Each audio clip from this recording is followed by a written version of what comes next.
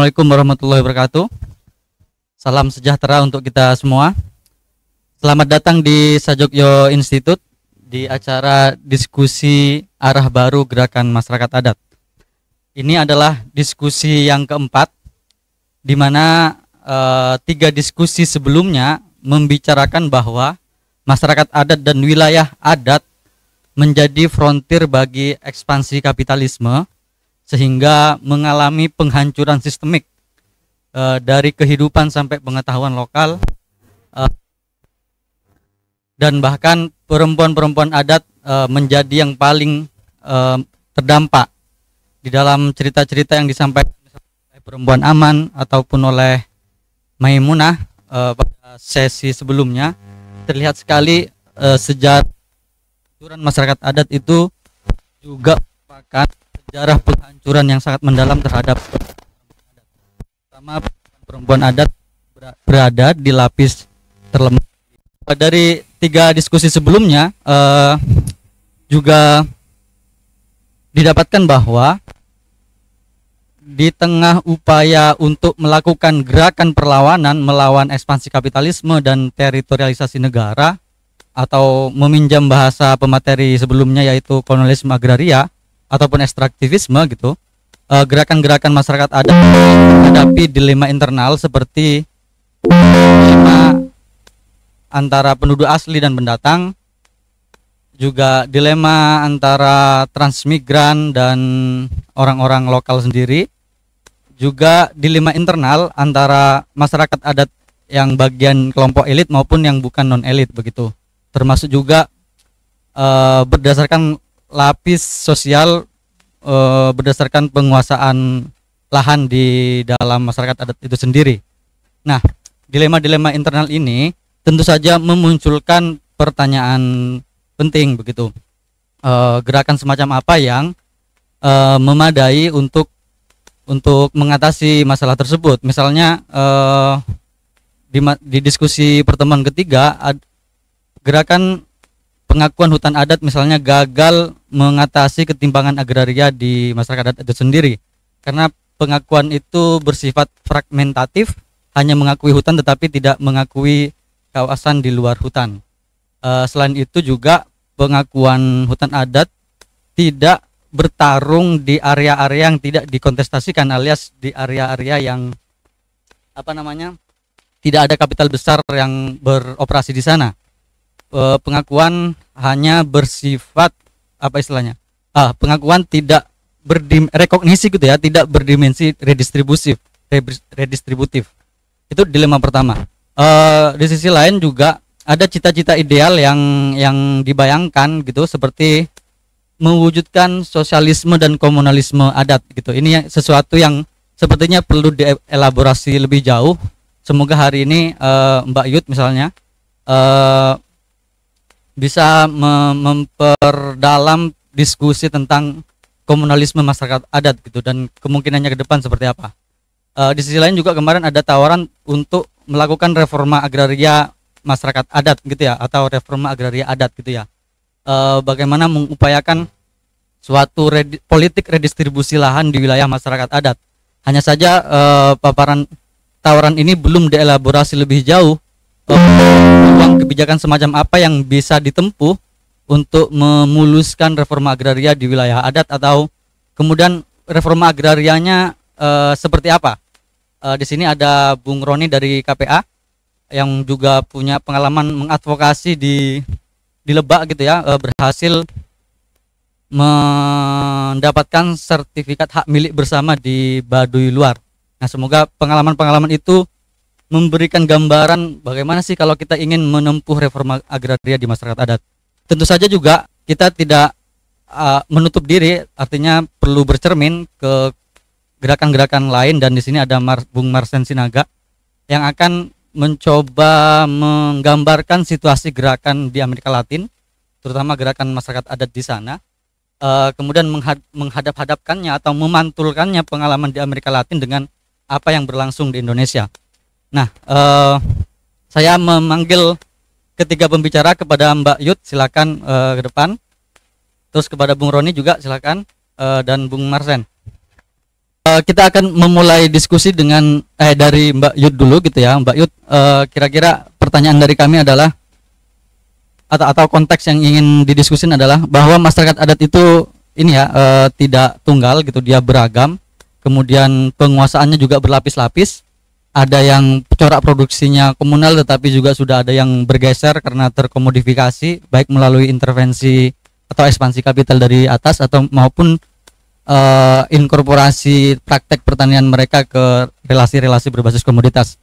Nah, Mbak Yud, kami ingin mendiskusikan atau mempelajari gitu apa yang disebut komunalisme primitif di masyarakat adat, situasinya seperti apa, kemudian bagaimana menjadi dasar bagi upaya membangun corak produksi yang baru atau relasi-relasi produksi yang baru dan seterusnya, dan tantangannya seperti apa, sekaligus materialitas produksi semacam apa yang sudah ada di dalam masyarakat adat yang itu yang potensial untuk ditransformasikan menjadi corak produksi baru di bawah apa istilahnya kita ya ini ya ruang yang sudah diokupasi oleh kapital. Apakah itu mungkin gitu memulainya dari apa yang ada di masyarakat adat? Itu untuk Mbak Yud dulu ya. Terima kasih. Selamat siang kawan-kawan. Perlu saya garis bawahi bahwa saya bukan aktivis masyarakat adat. Jadi kalau ada salah-salahnya tolong dimaafkan. Tetapi saya memang pernah melakukan penelitian mengenai masyarakat adat karena waktu itu digandeng oleh teman-teman dari RMI di Bogor sini, dan disitulah saya menemukan bahwa dari 4 masyarakat adat yang kami teliti ternyata itu itu bergradasi. Nah, karena itu kemudian saya semacam membuat tipologi, sebenarnya tidak tepat disebut tipologi karena kemudian saya merujuk pada Marx tentunya. Nah, tapi karena itu pada presentasi ini posisi saya adalah lebih sebagai peneliti, walaupun saya sendiri secara pribadi selama ini lebih fokus kepada masalah reproduksi sosial.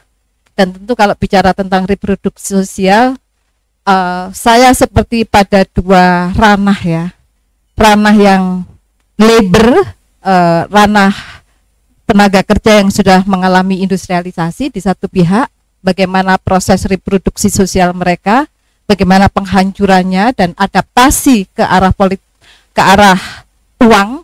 Kemudian di sisi lain yang lebih ekstrim adalah sebenarnya kemudian apa yang disebut komunitas agraris atau yang oleh kawan-kawan disebut masyarakat adat. Bagaimana reproduksi sosial mereka juga mengalami perubahan.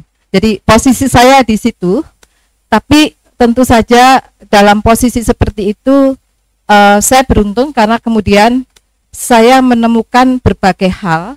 Karena kalau kita bicara tentang reproduksi sosial, pasti juga berkait kelindan dengan masalah produksi.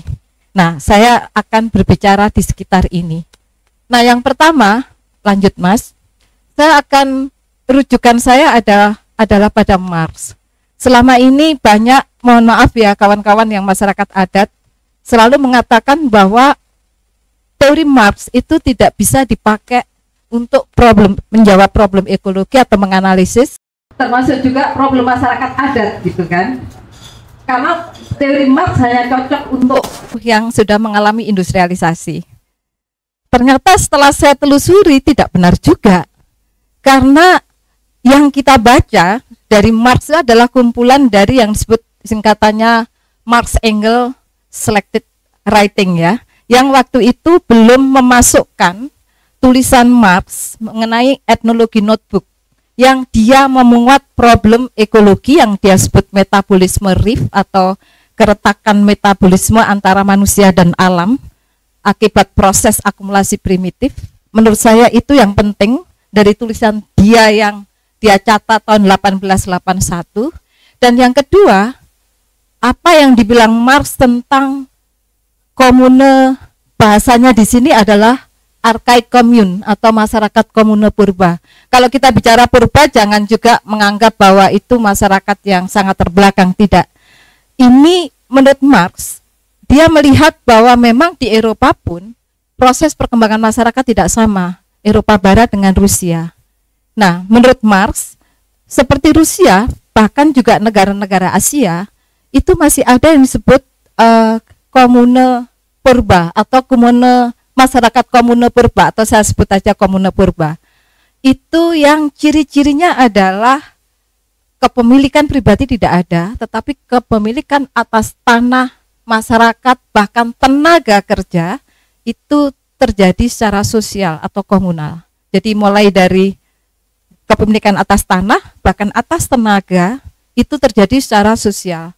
Proses reproduksi masyarakat juga dalam konteks reproduksi sosial, artinya mulai dari melahirkan anak, mengasuh anak, menciptakan satu lingkungan sampai upacara, itu juga termasuk menciptakan nilai-nilai dan norma, itu juga terjadi secara sosial. Maka relasi produksinya bersifat sosial. Ini menurut Marx. Menurut saya, jangan-jangan dalam istilah Marx komune purba inilah yang oleh kawan-kawan di sini disebut masyarakat adat.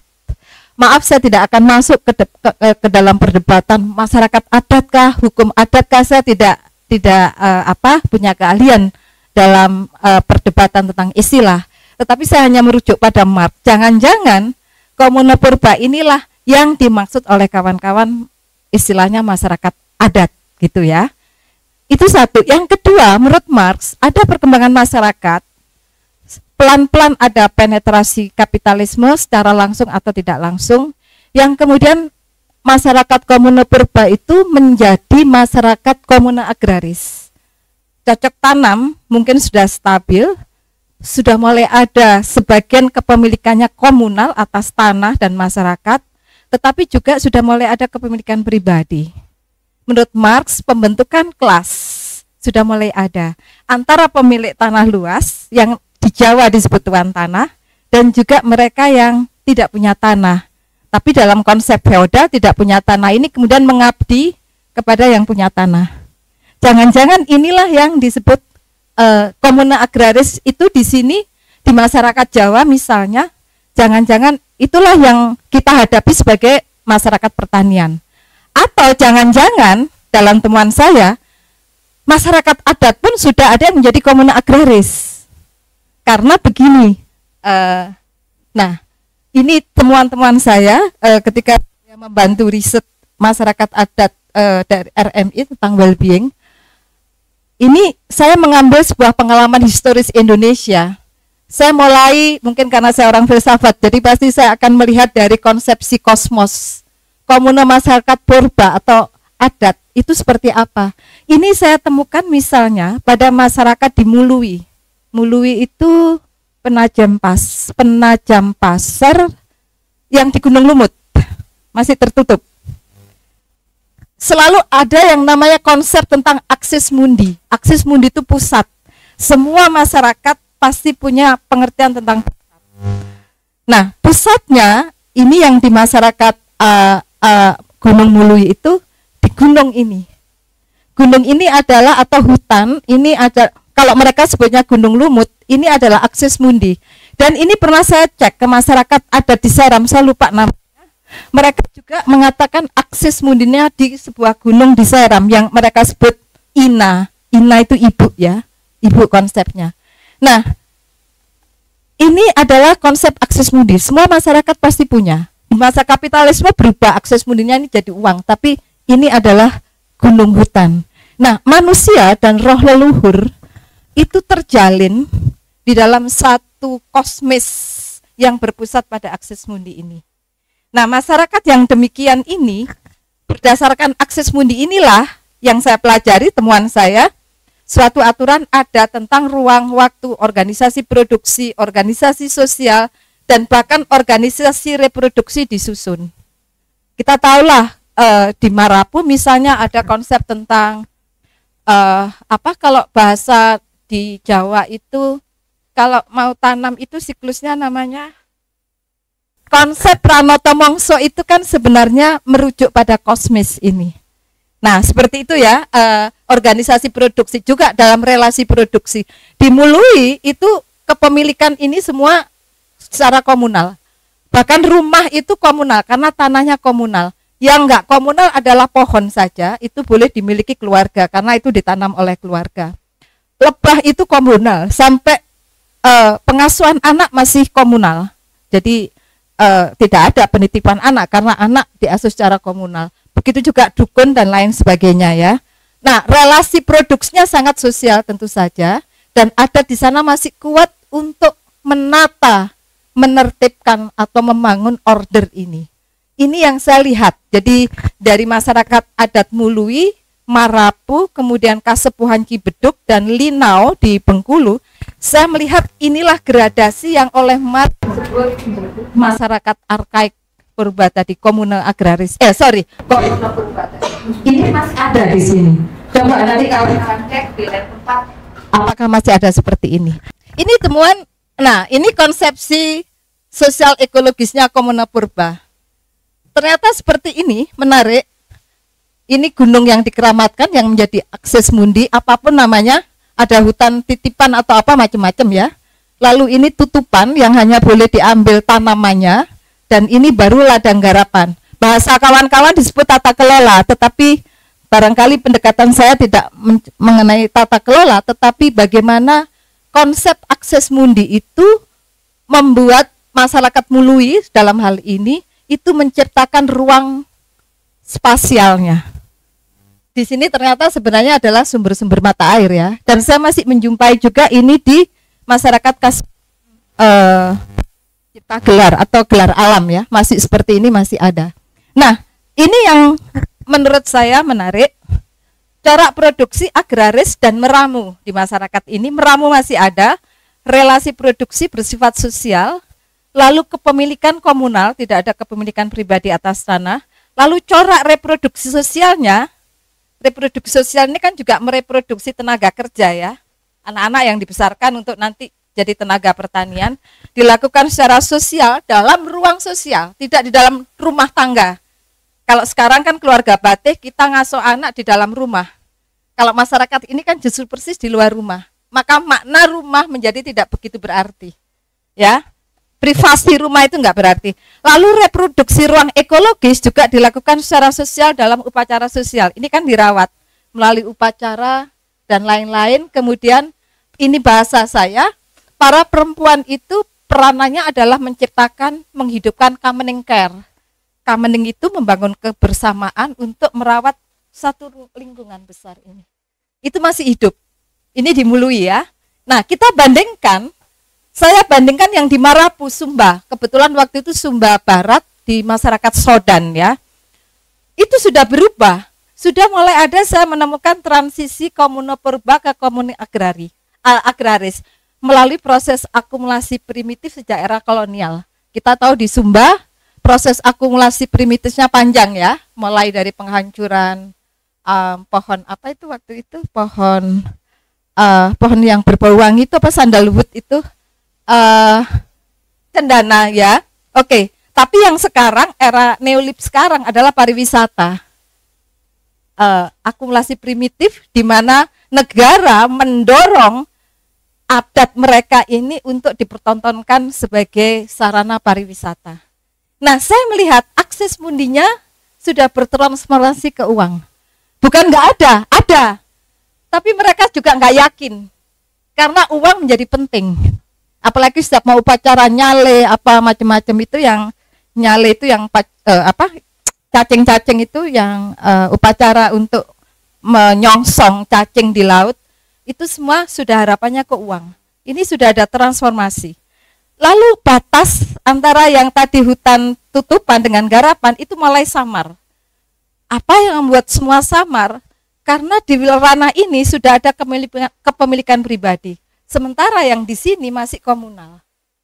Maka daya subsistensi masyarakat mulai goyah, ketergantungan pada pasar untuk pemenuhan reproduksi sosial itu sudah mulai terjadi. Saya menunjukkan apa yang disebut kontradiksi. Kontradiksinya kemudian apa? Saya tidak tahu, saya belum tahu prosentase masyarakat adat di Nusantara ini.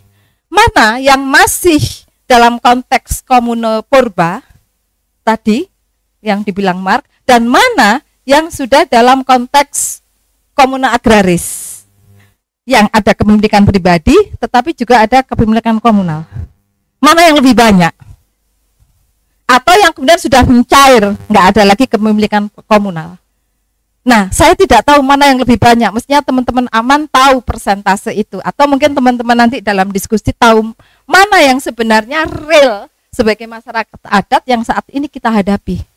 Nah, kalau yang seperti ini, saya menemukan ini di masyarakat Marapu di Soudan. Ini saya kutip ya dari tulisan saya sendiri. Komunitas Marapu yang bermukim di Soudan, meskipun praktek sosial adatnya masih kuat, tetapi perihal kepemilikan tanah komunal sudah mencair. Setiap kabihu ini marga memiliki tanah komunal, tetapi setiap rumah tangga anggota kabihu telah memiliki tanah pribadi. Hingga tanah kabihu mulai tidak tergarap secara kolektif, nganggur tanah-tanah ini. Nanti kalau ketahuan Nusron Wahid akan disita negara ini. Ini yang bakal disita negara ini, tanah yang disebut nganggur. Dan nanti ada konflik, lah itu tanah adat bla bla. Jangan-jangan sebenarnya yang disebut tanah-tanah nganggur, tanah adat, yang baru ketika ada industrialisasi jadi persoalan, itu sebenarnya kondisinya seperti ini. Tanah kolektif komunal nggak tergarap karena kemudian anggota somah rumah tangga itu lebih menggarap tanah pribadinya, jangan-jangan itu. Nah, lalu mereka mengenal konsep ladang berpindah untuk memberi kesuburan tanah, dan sebagian ladang namun untuk ladang padi mereka garap setiap tahun hingga mulai tergantung pada pupuk kimia masih. Nah, ini yang menarik, kerja gotong royong masih ada, tetapi beberapa sudah mengupahkan pengerjaan sawahnya, terutama yang pribadi tadi. Sudah pengupahan ada, artinya ada buruh, ada uang di sini ya. Sementara untuk hasil padi dari pemilik lahan kurang dari 1 ha tidak dapat mencukupi konsumsi sendiri sepanjang dari masa panen ke panen, dan mereka lah yang nanti menjadi buruh. Nah, disinilah kemudian muncul kontradiksi menurut saya antara kepemilikan komunal dan kepemilikan pribadi. Ini masalah besar, terutama nanti kalau industrialisasi masuk atau proses-proses akumulasi primitif disertai perampasan masuk lagi. Tetapi tanpa itu sebenarnya ketegangan ini ada. Saya tidak tahu apakah kawan-kawan yang mengorganisir masyarakat adat melihat ini, kontradiksi ini. Karena kontradiksi ini artinya mulai terjadi pembentukan kelas yang punya kepemilikan pribadi itu kan kalau kaya makin luas tanahnya dan mempekerjakan sesama anggota dari adat itu sendiri sebagai buruh. Maka relasi sosialnya menjadi hancur, adanya relasi transaksional atau uang, dan itu terjadi sebenarnya. Nah, yang kedua menurut saya mulai tercipta, dulu semua itu social labor, tetapi sekarang menjadi wage labor. Sekarang kalau di dalam masyarakat adat yang muncul adalah wage labor, pertanyaan saya, apakah kita masih bisa menyebut mereka sebagai masyarakat adat? Lalu apa yang masih dipertahankan dalam pengertian keadatannya? Itu pertanyaan saya ya sebenarnya untuk kita diskusikan. Nah, menurut saya ini ciri yang disebut mark komunal agraris, cikal bakal lahirnya tuan tanah dan buruh tani. Nah, oke, lanjut. Saya melihat kemudian ada dualisme kepemilikan komunal adat versus kepemilikan pribadi. Ini contoh di masyarakat adat Kasepuan Cibeduk. Kasepuan banyak sekali ya, ini hanya Cibeduk. Yang menarik adalah dulu pengerjaan ketua adat itu dilakukan gotong royong, sekarang diupahkan. Kenapa diupahkan? Ya karena masing-masing sibuk menggarap tanahnya sendiri, satu. Yang kedua, masyarakat adat di Cibeduk itu sudah banyak yang ke Jakarta untuk memburu.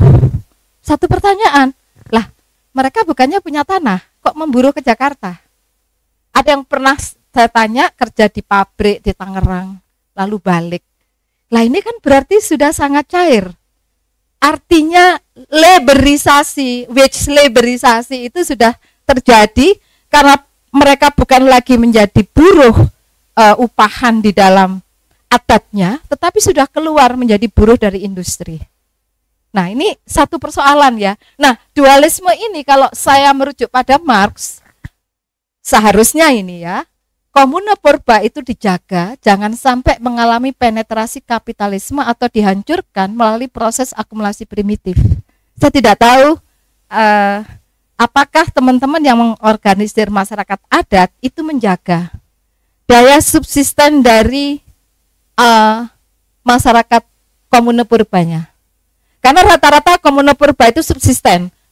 Pangan, energi, dan air mereka tidak perlu beli, tapi bisa menyediakan sendiri. Seperti sekarang masyarakat ada di Kasepuan Cipta Gelar ya, atau Gelar Alam.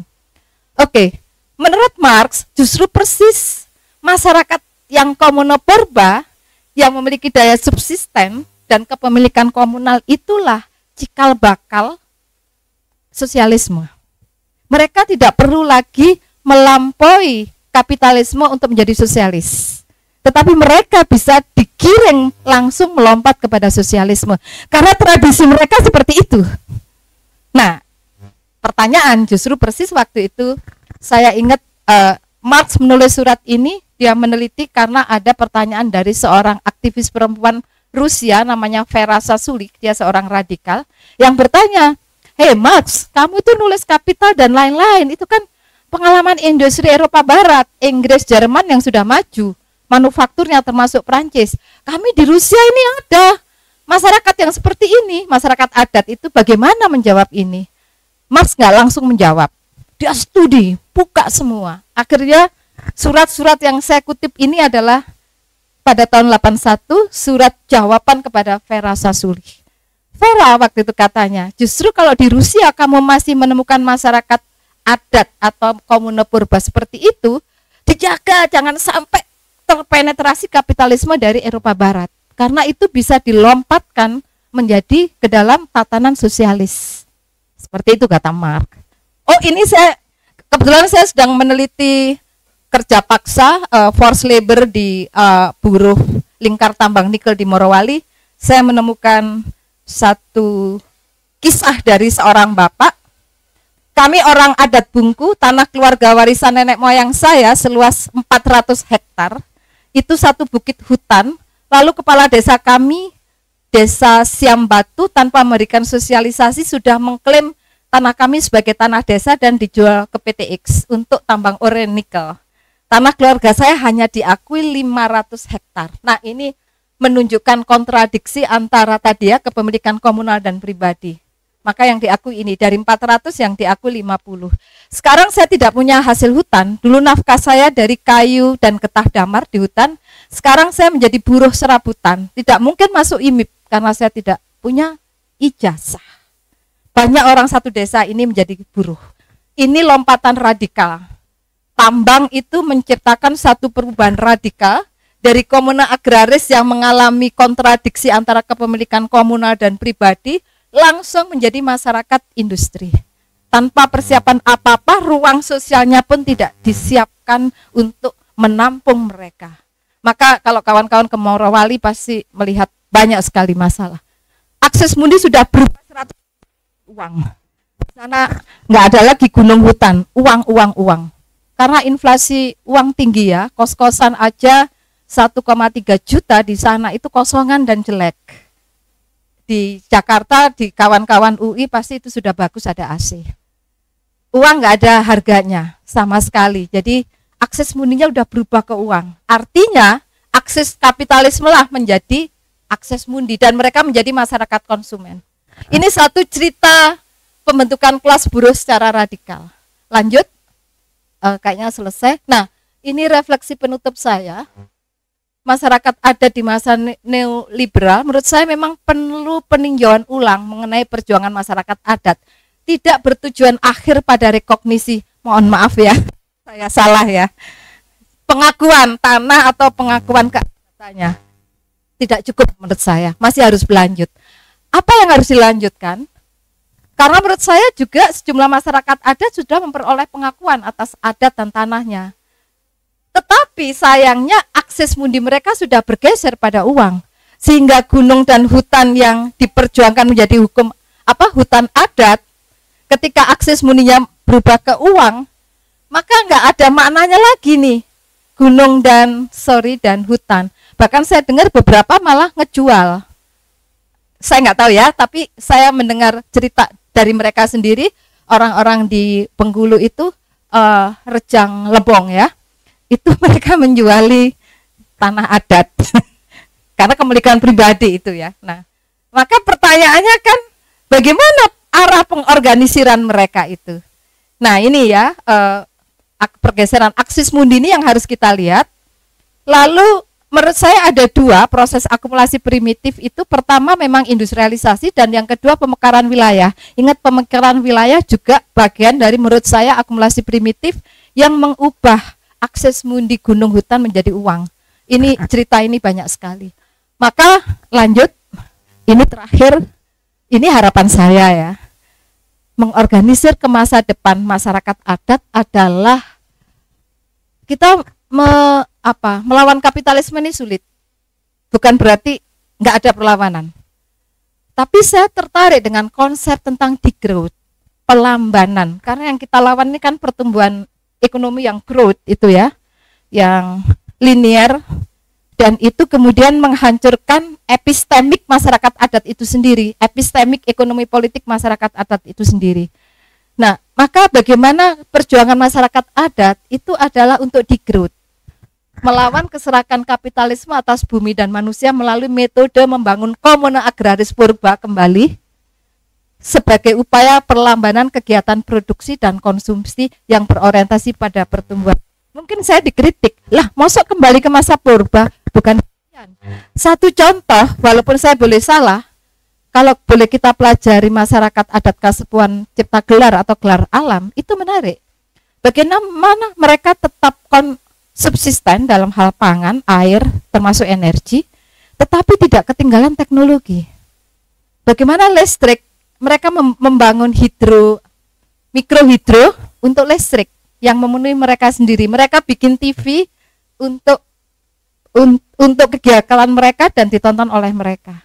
Menurut saya itu menarik. Saya boleh salah, tetapi ketika saya ke sana ketemu dengan Kang Yoyo dan siapa ketua adatnya itu Abah Ugi, itu menarik. Idenya ini ide yang bukan ketinggalan zaman. Abah Ugi itu bisa bikin drone sendiri untuk mengawasi, mengontrol arealnya. Dan itu diajarkan kepada anak-anak muda. Televisi juga begitu. Termasuk radio. Apa itu penyiar-penyiar itu adalah anak-anak muda di sana. Nah, menurut saya barangkali ini arah yang ingin kita capai. Ini menurut saya juga kalau kita mendasarkan, saya setuju pada idenya Koheisa itu, kawan-kawan bisa membaca di bukunya ini.